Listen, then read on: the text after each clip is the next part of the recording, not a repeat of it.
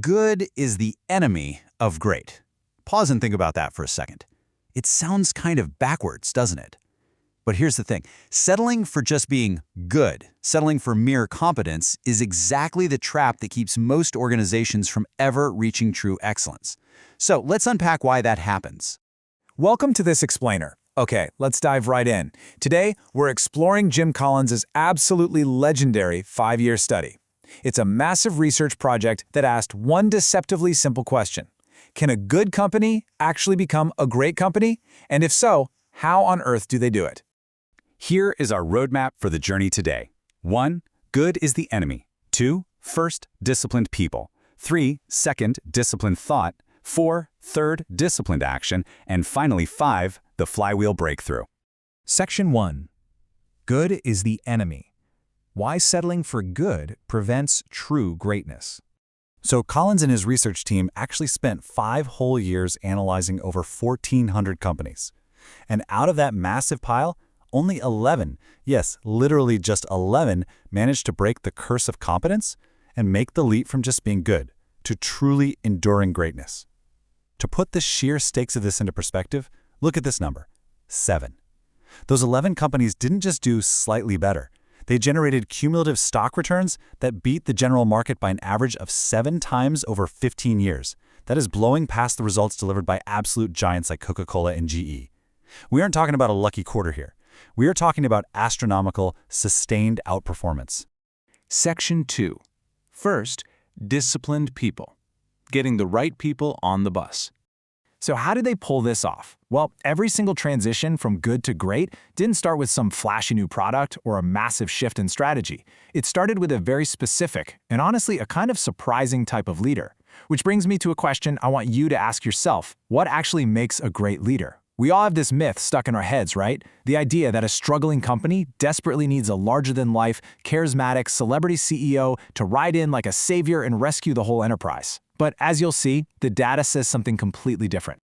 Just look at the stark contrast here. On one side, you have the conventional expectation of a charismatic hero. But on the other side, the actual reality of greatness.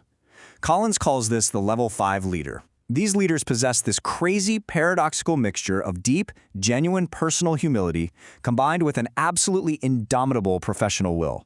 They have zero interest in being unreachable icons on a pedestal. Actually, when things go wrong, they look right in the mirror and take all the blame. But when things go right, they look out the window and give away all the credit to their team.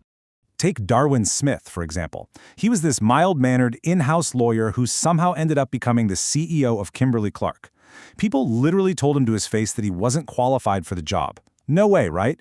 But he just put his head down and quietly led his struggling paper company to completely outperform giants like GE and Coca-Cola. And the best part?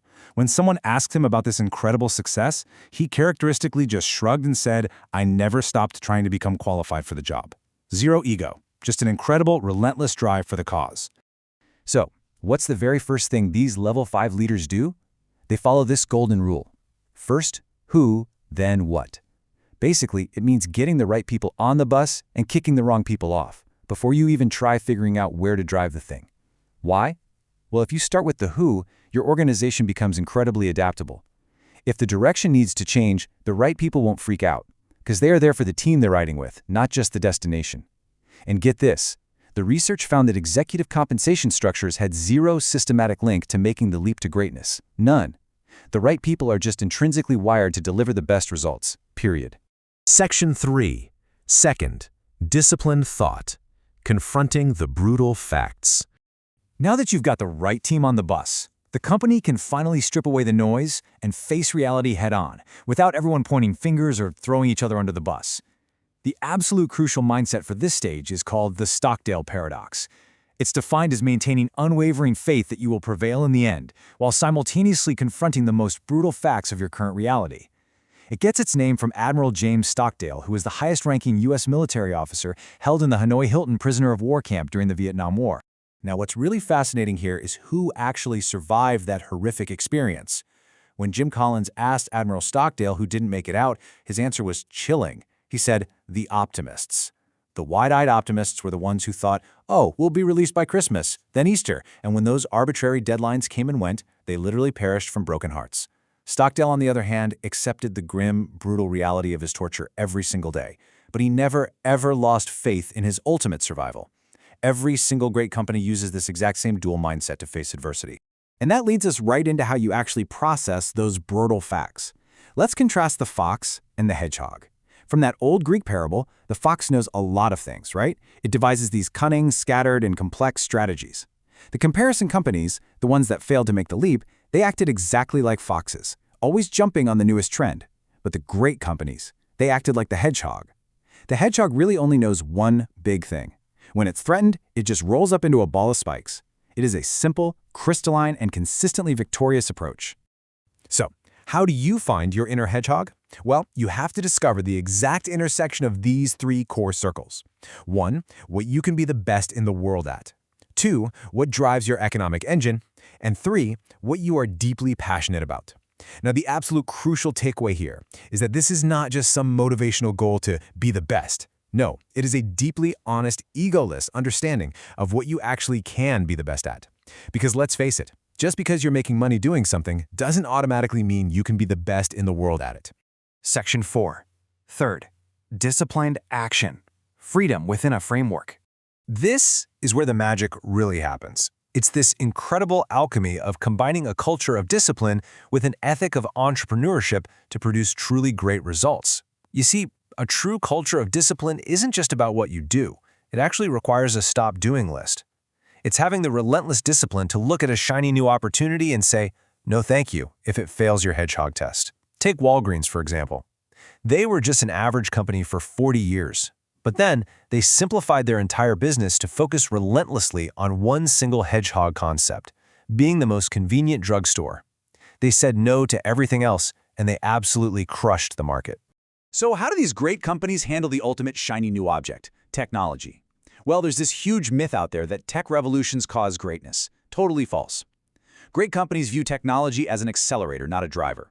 They simply ask themselves, does this specific technology fit perfectly with our hedgehog concept? If the answer is yes, they jump on it to accelerate their momentum. If it doesn't, they just ignore the hype and keep executing. And finally, Section 5, the flywheel breakthrough, cumulative momentum building to breakthrough. Okay, so we really need to completely replace this Hollywood perception of the dramatic overnight success. In reality, it is all about sustained, cumulative momentum building over time. But before we build that momentum, I gotta warn you about its evil twin, the doom loop. This is when a company is just lurching back and forth with radical change programs and wrenching restructurings, never actually building any sustained traction. Those comparison companies desperately searched for a miracle moment or a single killer innovation. They push hard in one direction, stop, panic, and push in another. And it totally prevented a breakthrough from ever occurring. To avoid falling into that doom loop, Collins wants us to picture pushing a massive 5,000-pound solid metal flywheel. Getting that thing to budge at first is incredibly hard, but the breakthrough isn't caused by one giant miraculous heave. No way! It's the accumulation of effort applied in a consistent direction, following these exact steps. First, you get the right people. Then you confront the brutal facts. Next, you act with strict discipline. And you push, turn by turn, decision by decision. And let me tell you, this buildup requires immense patience. Looking at the timeline reveals a pretty stark reality. On average, it took these great companies 4 full years just to clarify their hedgehog concept, and it took 7 years to achieve that breakthrough momentum. From the outside, the media treats business success like an egg that just magically pops open into a chicken, an overnight miracle. But from the inside of that egg, it takes years of quiet, patient, step-by-step development before that momentum finally takes over. Well, that brings us to the end of our journey today, and more importantly, it brings us to you. As we've seen, the path to greatness isn't some quick fix, and it's certainly not about finding a charismatic savior.